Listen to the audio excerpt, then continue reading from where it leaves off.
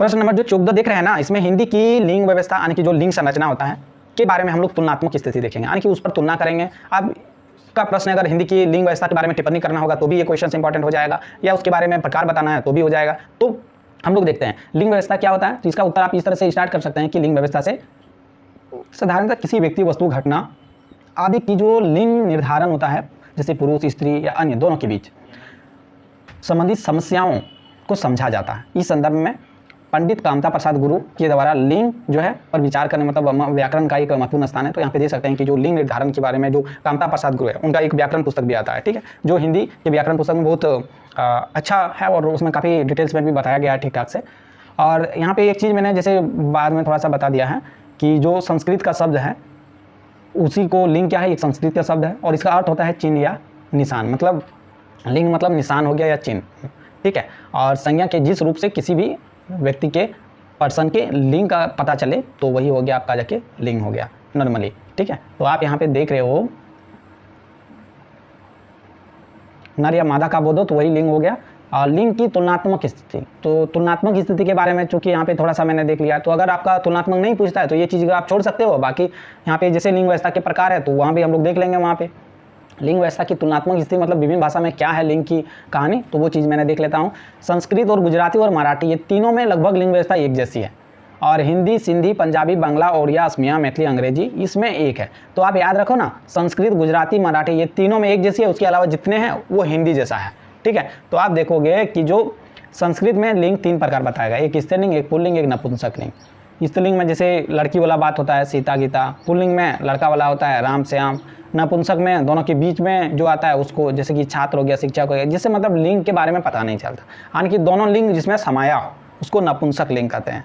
अब जो यहाँ पे आप देख रहे हैं कि जो हिंदी और सिंधी हो गया, पंजाबी हो गया, बांग्ला हो गया, उड़िया हो गया, असमिया हो गया, चिली हो गया, मैथिली हो गया, अंग्रेजी हो गया, इस सब में लिंग व्यवस्था 2 है, एक स्त्रीलिंग एक पुल्लिंग, यानी या तो लड़का होगा या तो लड़की होगा, यानी कि यहाँ पे नपुंसक लिंग का कोई व्यवस्था नहीं देखने को मिलता है, ठीक है।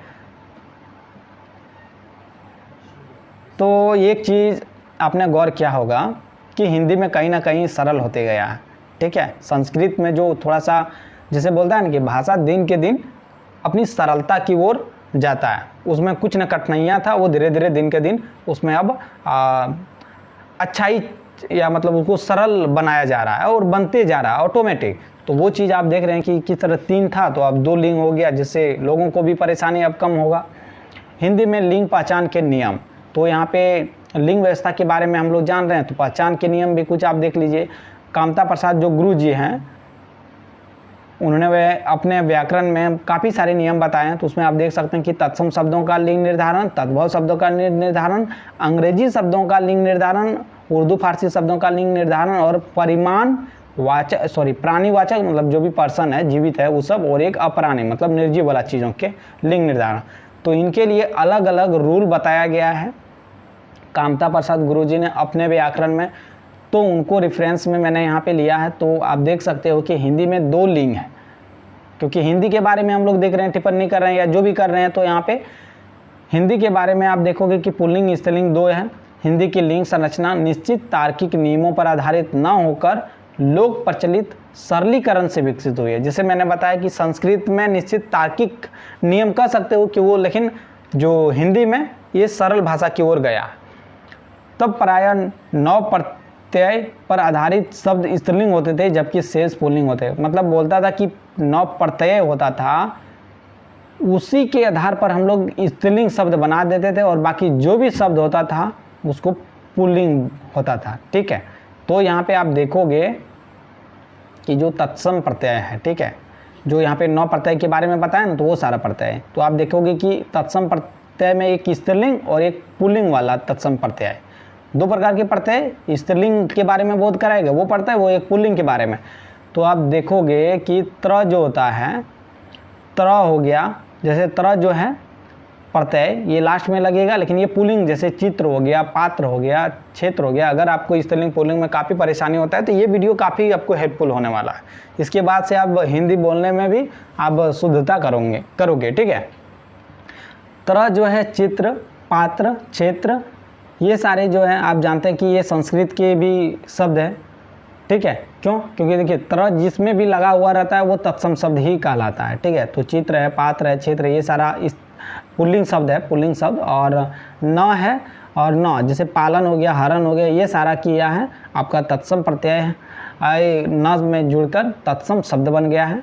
और जो ज है, जैसे जलज हो गया, पिंडज हो गया, ये सारा भी आपका पुल्लिंग शब्द है। और तव हो गया, तय हो गया, द हो गया, य हो गया, जैसे सतीत्व हो गया, नृत्य हो गया, गौरव हो गया, माधुर्य हो गया, ममत्व हो गया, ये सारी चीज़ें जो हो गया आपका तत्सम प्रत्यय लगा है इसमें, और ये पुल्लिंग शब्द है, तत्सम पुल्लिंग शब्द। ठीक है, आई होप आपको समझ में आ रहा होगा।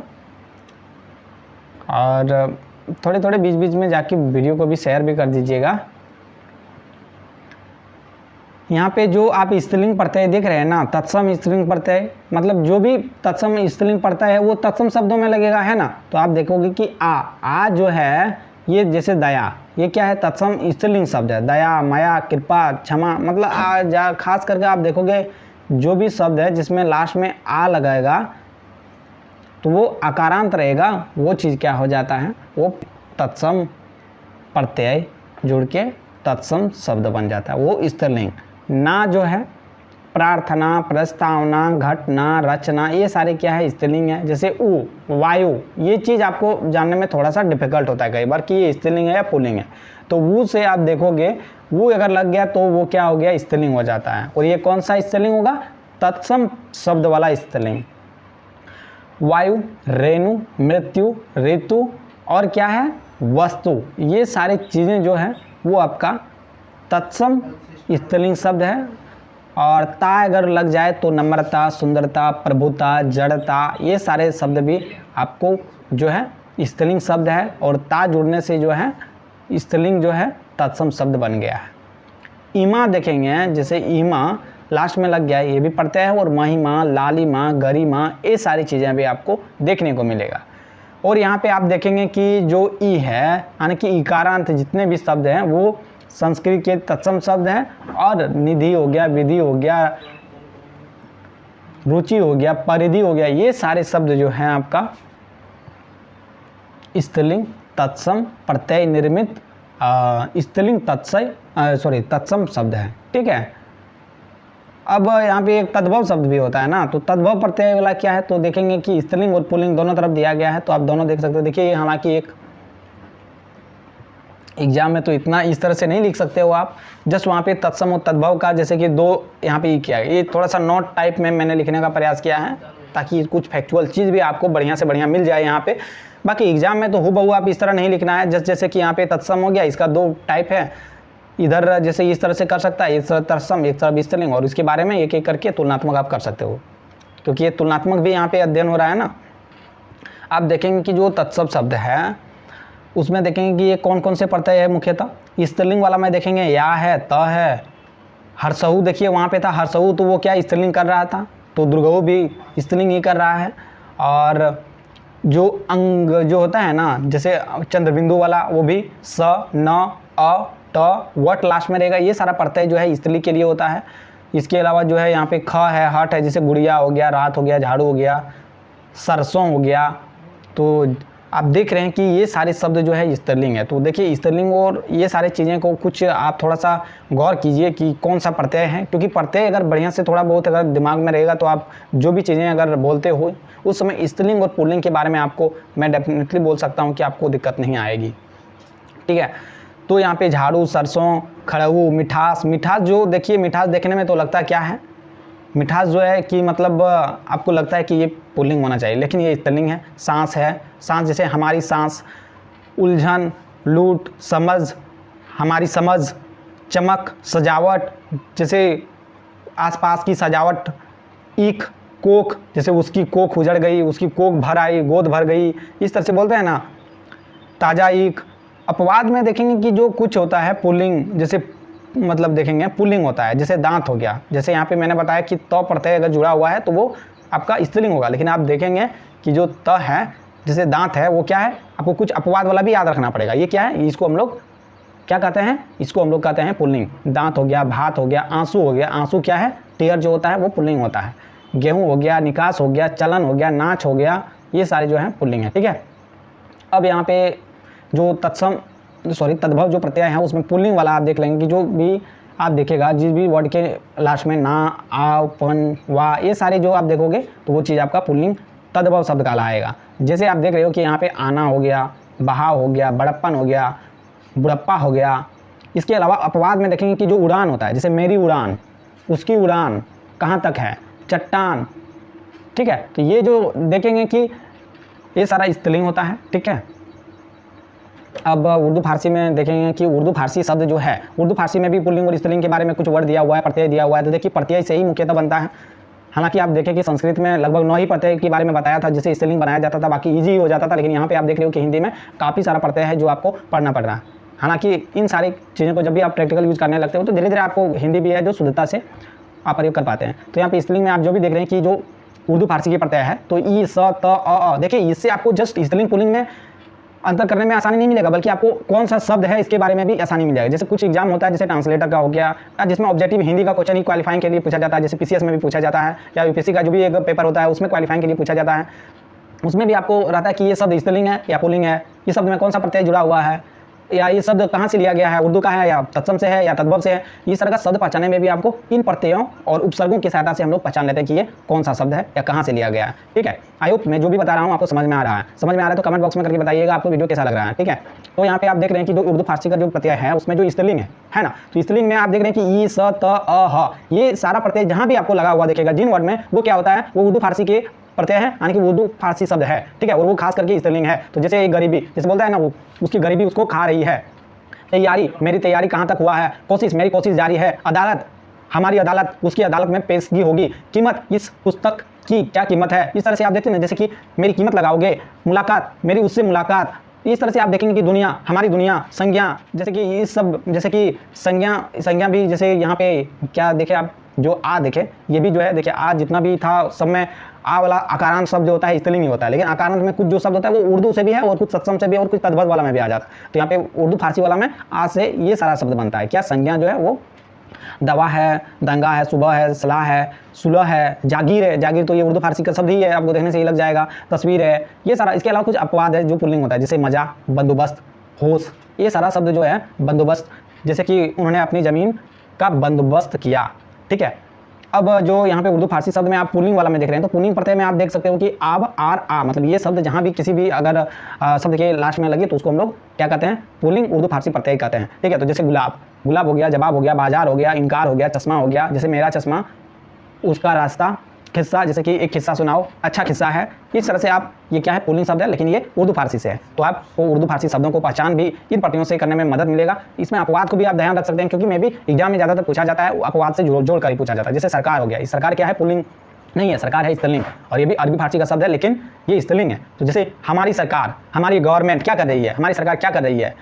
और दफ़ा, तुम पर किस दफ़ा के तहत ये सारी कार्रवाई किया जा रहा है ना। शराब, जैसे कि शराब पीना अच्छा है या बुरा है, जैसा भी लग रहा है आप कमेंट बॉक्स में करके बताइएगा। तो शराब से रिलेटेड एक आप यहाँ पे वाक्य हमको कमेंट बॉक्स में करके बताइए। जैसे किताब, किताब से आप बोलोगे कि ये मेरी किताब है या उसकी किताब है। इस तरह जो स्त्रीलिंग वाला शब्द में आप देख रहे हो कि ब का भी यूज होता है, आब यानी कि तो भी वो स्त्रीलिंग हो सकता है। कुछ अपवाद शब्द है, उसके बारे में आपको याद रखने की आवश्यकता है।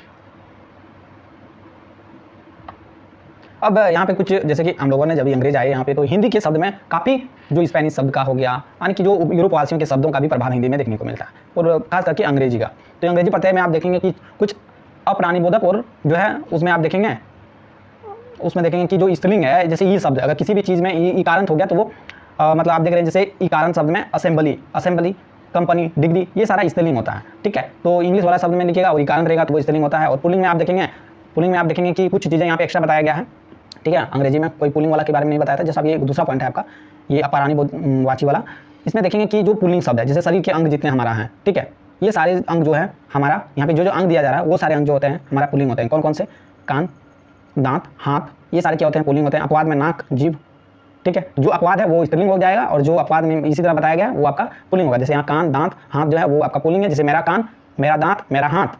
अपवाद में जैसे मेरी नाक, जैसे बोलता है मेरी नाक कटा दी, मेरी जीभ जल गई, इस तरह से जो है पुल्लिंग जैसा दिखता है, लेकिन जो है हमारे शरीर के अंग में ये सारे अंग जो है वो आपका स्त्रीलिंग है।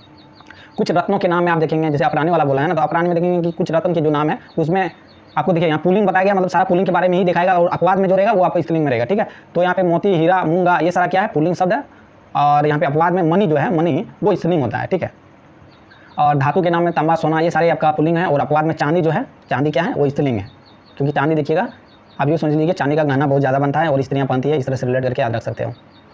और अनाज जो है, अनाज में जौ, चावल, चना ये सारे पुल्लिंग शब्द है। और अपवाद में देखेंगे मकई, दाल ये दोनों जो है वो स्त्रीलिंग है। पेड़ों के नाम में देखेंगे पीपल, आम, शीशम ये सारे आपका क्या है, पुल्लिंग शब्द है। लेकिन यहाँ पे अपवाद में देखेंगे नाशपाती और नारंगी जो है वो स्त्रीलिंग शब्द है। द्रव्य पदार्थ में देखेंगे घी, तेल, काढ़ा ये सब क्या है, पुल्लिंग है। लेकिन अपवाद में चाय और शराब जो है वो स्त्रीलिंग है। भौगोलिक नाम मतलब कोई भी जगह के नाम में, अगर प्लेस के नाम में भारत, दिल्ली, मालदीव, वायुमंडल, समुद्र, पाताल किसी का भी नाम इस तरह का हो तो वो पुल्लिंग है। लेकिन अपवाद में झील, घाटी, पृथ्वी ये सारे स्त्रीलिंग में आता है, जैसे हमारी पृथ्वी है ना।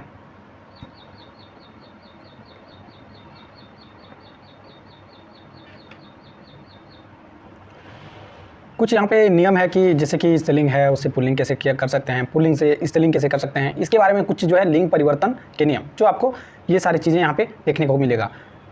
देख रहे हैं कि जो पुल्लिंग से जब भी आपको बनाना है स्त्रीलिंग, ठीक है, कुछ भी चीज़ है पुल्लिंग है, जैसे लड़का है तो जैसे हम लोग लड़की बनाते हैं उसका एक नियम है ना, तो वो नियम यहाँ कुछ बताया गया है, उसके आधार पर अगर आप ये करते हैं तो आप स्त्रीलिंग पुल्लिंग में कभी गलती नहीं करेंगे। काफ़ी आपका जो भी अगर गलतियाँ ज़्यादा हो रहा है वो कम से कम हो जाएगा, ठीक है। तो यहाँ पे देखेंगे जैसे कि आ है, ठीक है, अगर आकारांत शब्द ऐसा कोई भी शब्द मिलेगा जो आकारांत हो, मतलब आ से अंत हो, ठीक है, जैसे लड़का है यहाँ पे आ जो है लास्ट में है, ऐसा शब्द को अगर हम लोग स्त्रीलिंग बनाना है तो उसको हम लोग ई जोड़ देंगे, क्या जोड़ देंगे, दीर्घ ही जोड़ देंगे। तो जैसे लड़की हो गया, ये जाति भाववाचक संज्ञा के अंतर्गत में मतलब जैसे कि यहाँ पे नीर, जैसे कि यहाँ पे यार, जैसे कि यहाँ पे सी आर है, ये वाला ये देखिए आ जो है इसमें या जोड़ के, जैसे चूहा से चुहिया, ठीक है। जैसे हो गया अ से अइन, अइन जोड़ के भी हम लोग लगाते हैं। अ अगर अंत है तो जैसे कि ठाकुर, और यहाँ पे लास्ट है तो इसको स्त्रीलिंग बनाने के लिए ठाकुराइन। जैसे कि अगर इकारांत से ही अंत हो लेकिन वो पुल्लिंग शब्द हो, जैसे हलवाई ये पुल्लिंग शब्द है, इसको हम लोग बनाना है स्त्रीलिंग में तो हलवाई का हलवाइन, आइन या इन भी जोड़ देते हैं, जैसे मालिक का मालिन या मालिक का मालकिन, इस तरह से आपका होता है। जैसे कि अगर अंत हो रहा है कि पुल्लिंग शब्द है, जैसे कि यहाँ पे देख रहे हैं आ या ई से, दीर्घ ई से, तो इसको आनी जोड़ देते हैं तो वो स्त्रीलिंग हो जाता है। जैसे जेठ है तो जेठानी, चौधरी है तो चौधराइन या चौधरानी भी होता है, दोनों होता है, ठीक है।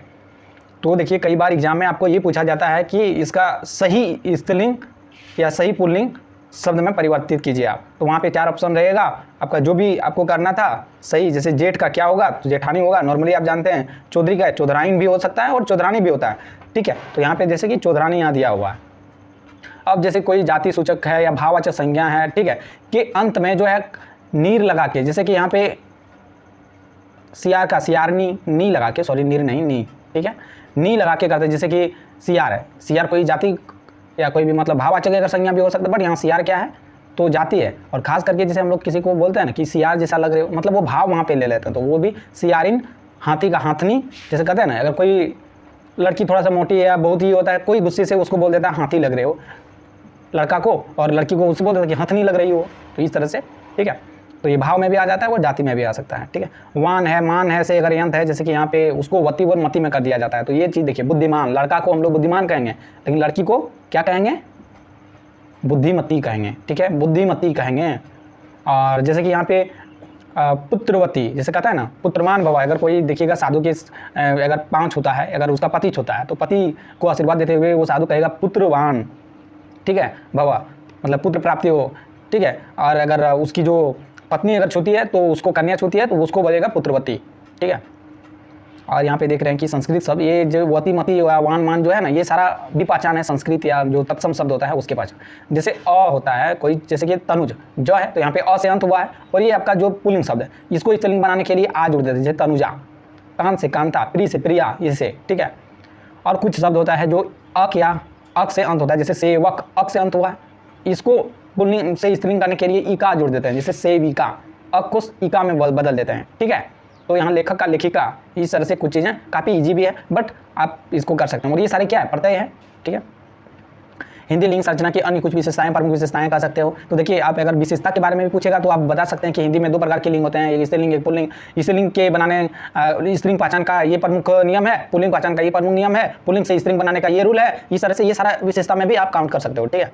और हिंदी लिंग के अन्य अगर विशेषता देखेंगे तो हिंदी में क्रिया लिंगानुसार परिवर्तित होता है, जबकि संस्कृत में व अंग्रेजी में ऐसा नहीं होता है। कहने का मतलब यहाँ पे क्या बताया जा रहा है कि कोई भी शब्द है कि हिंदी में क्रिया जो होता है, क्रिया का जो है लिंगानुसार परिवर्तनशील है, मतलब क्रिया यहाँ विकारी शब्द है, लेकिन संस्कृत और अंग्रेजी में ऐसा नहीं होता है।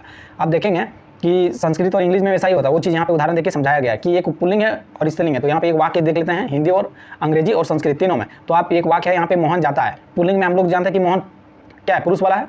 तो यहाँ पे मोहन जाता है, वर्ब पर क्या काम पड़ा, क्रिया पर कुछ नहीं। तो यहीं पर स्त्रीलिंग में देखिएगा कि रेखा जाती है या सीता जाती है, यहाँ पे रेखा है, मिट गया, रेखा जाती है, ठीक है, रेखा जाती है। तो यहाँ पे देखिए वर्ब पर प्रभाव पड़ा है ना।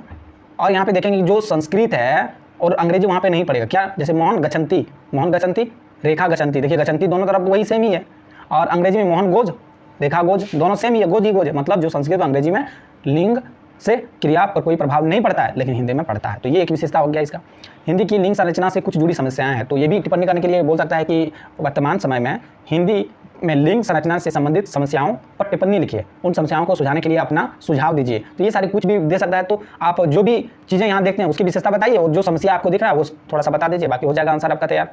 लिंग जो निर्णय है आपका यहाँ पे देखिए कि लिंग निर्णय की समस्या मूलतः प्राकृतिक तथा लिंग निरपेक्ष पदार्थों के संबंध में आती है। जैसे कि हो गया बस को स्त्रीलिंग माना जाता है, जबकि ट्रक को पुल्लिंग। तो यही चीज़ है कि बस भी चलने वाला है, ट्रक भी है, दोनों सेम ही है, लेकिन आपको बस को हम लोग स्त्रीलिंग क्यों माने और ट्रक को क्यों नहीं। तो इनके बीच जो एक समस्या है ना डिफरेंट करने का, टमाटर को पुल्लिंग जबकि भिंडी को स्त्रीलिंग कहते हैं। दोनों सब्जी ही है, लेकिन टमाटर को पुल्लिंग कहते हैं, दोनों निर्जीव है, फिर भी भिंडी को हम लोग स्त्रीलिंग कहते हैं। इनके बीच में एक जो समस्या आ जाती है ये चीज़ है, ठीक है। दूसरी समस्या देखेंगे, पदनामों के संबंध में आती है। पदनाम मतलब किसी को, जैसे कि कोई पद है, जैसे अधिकांश पदनाम अपनी मूल प्रकृति में पुल्लिंग होते हैं, मतलब वो पुल्लिंग ही माना जाता है। जैसे कि राष्ट्रपति, ये पुल्लिंग ही है, प्रधानमंत्री, सेनापति आदि, इन्हें स्त्रीलिंग में परिवर्तित करना कठिन तथा हास्यास्पद लगता है। कहने का मतलब ये पद, हालांकि हम लोग कहते हैं कि राष्ट्रपति पद क्या है, एक पुल्लिंग है, इसको स्त्रीलिंग, जैसे अगर बात करें राष्ट्रपति अभी जैसे कि द्रौपदी मुर्मू जी बनी, अब उसको क्या कहेंगे। तो इस तरह से अगर स्त्रीलिंग रूप में अगर राष्ट्रपति को हम लोग अगर डिफाइन करेंगे तो वो अजीब लगेगा। तो ये चीज़ समस्या जो हिंदी में आपको देखने को मिलेगा, ठीक है।